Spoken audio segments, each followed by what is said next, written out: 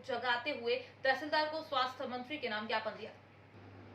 राष्ट्रीय राजपूत करनी सेना द्वारा कहा गया कि सरकार द्वारा छोटी बड़ी हर योजना को ढोल धमाकों के साथ प्रचार प्रसार किया जाता है, पर बेटमा क्षेत्र में स्वास्थ्य सेवा के नाम पर कुछ भी नहीं है। यहाँ पर आए दिन इलाज के अभाव में एक न एक व्यक्ति अपना दम तोड़ देता है। अभी तक हमने 25 बार ज्ञापन दे चुके, फिर भी ये गूंगी बहरी सरकार सुनने का नाम नहीं ले रही।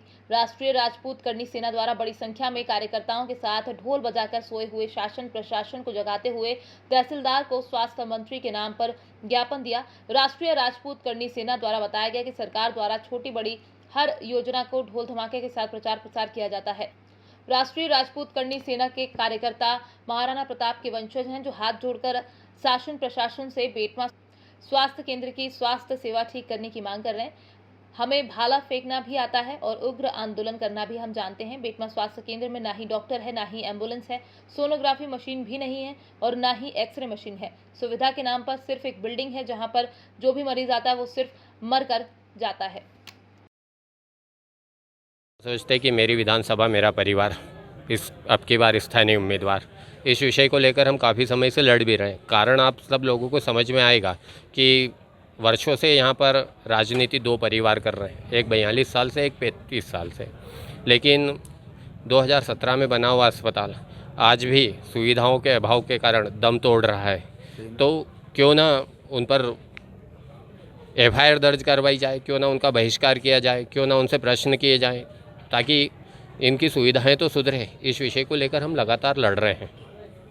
मुख्य रूप से मांग रखी है कि 24 घंटे यहाँ पर डॉक्टर उपलब्ध होना चाहिए।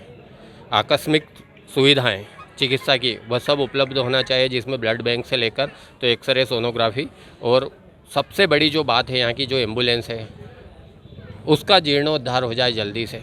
इस विषय को लेकर हमने ज्ञापन दिया। हमने आज डॉक्टर अंबेडकर के संविधान को मानते हुए उन्हें माल्यार्पण करके और यह कार्यक्रम किया है। वैसे हम राणा को भी मानते हैं, फिर हम उग्र आंदोलन भी करेंगे, भाला फेंकने की भी हमारी क्षमता है तो वो भी करेंगे, कोई समस्या नहीं। इतनी खस्ता और इतनी घटिया हो चुकी है कि अच्छा से अच्छा आदमी यदि उस एम्बुलेंस में इंदौर तक जाता है तो वो शायद मर के ही घर आएगा, क्योंकि इस एम्बुलेंस को 17 साल हो गए। सोचिए 17 साल से ये सड़क पे चल रही है। तो शासन प्रशासन का ऐसा नियम है कि ज़्यादा समय तक कोई गाड़ी रहती है तो उसको बदल दिया जाता है, लेकिन 17 साल से बेटमा में ये एम्बुलेंस है तो पूरी गाड़ी सड़ चुकी है। किसी भी दिन ये गाड़ी अपने आप सड़क पे चलते चलते ही बिखर जाएंगे पुर्जे, और जो मरीज है वो भी भगवान ना करे उसके साथ कोई घटना घटे, ड्राइवर के साथ कोई घटना घटे। इसलिए इस एम्बुलेंस का भी जल्द से जल्द कुछ निराकरण हो, ऐसी हमारी शासन प्रशासन और सभी से निवेदन भी है। और कुछ बेटमा की जनता के द्वारा ज्ञापन दिया गया है, उसमें उनके द्वारा कुछ बिंदु दिए गए हैं। उन बिंदुओं को हमारे तहसीलदार मैडम ने भी देखा है और मैंने भी लिया है, और जो हमारे उसमें है हम उसको जल्द से जल्द उसका निराकरण करेंगे, और जो आगे ऊपर के क्षेत्र पे अगर वो होगा तो हम उसको आगे फॉरवर्ड करके जल्दी से। देखिए बेटा, कुछ चीज़ें तो अपने बस में है, हम कर लेते हैं, बाकी जो नहीं हो पाती मैं उसका क्या करूँ बताइए। दीदी मुझे ये डॉक्टरों की वैसे ही कमी है, ऐसा नहीं है कि डॉक्टर है, अगर है तो सब जगह भेज दिए जाएंगे। डॉक्टर की वैसे भी कमी है, इसलिए भी उनको किसको भेजे जाए या किसी अगर क्षेत्र से भेजा जाएगा तो वहाँ पे उस डॉक्टर की कमी हो जाएगी।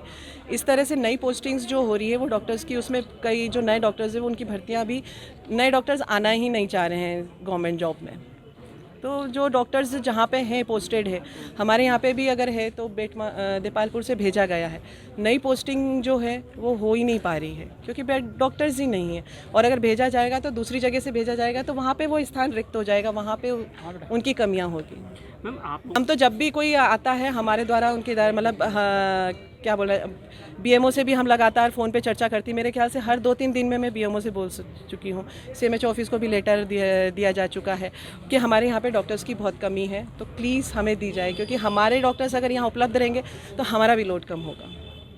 पहले दिन से ही ये शिकायत थी कि अस्पताल की व्यवस्थाएं बेटमा जैसे बड़े क्षेत्र के लिए कम है, यहाँ डॉक्टरों की काफ़ी कमी है। अभी वर्तमान में जब मैं आई हॉस्पिटल आज तो 3 डॉक्टर्स अवेलेबल हैं, बाकी और ज़रूरत है यहाँ, और साफ़ सफाई की भी थोड़ी ज़्यादा आवश्यकता है। यहाँ पे जो मर्चरी रूम बना है उसकी व्यवस्था भी बिल्कुल अच्छी नहीं है, और जो यहाँ के लोगों ने शिकायत की है कि जो 108 एम्बुलेंस है काफ़ी दिन तक बंद पड़ी थी, लेकिन वर्तमान में वो चालू हो चुकी है और जब जिसको जहाँ ज़रूरत पड़ेगी वो वहाँ पहुँचेगी।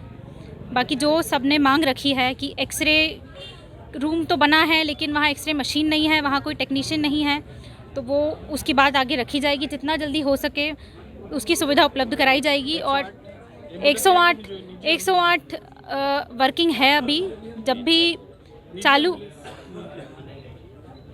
आप जो भी मांगे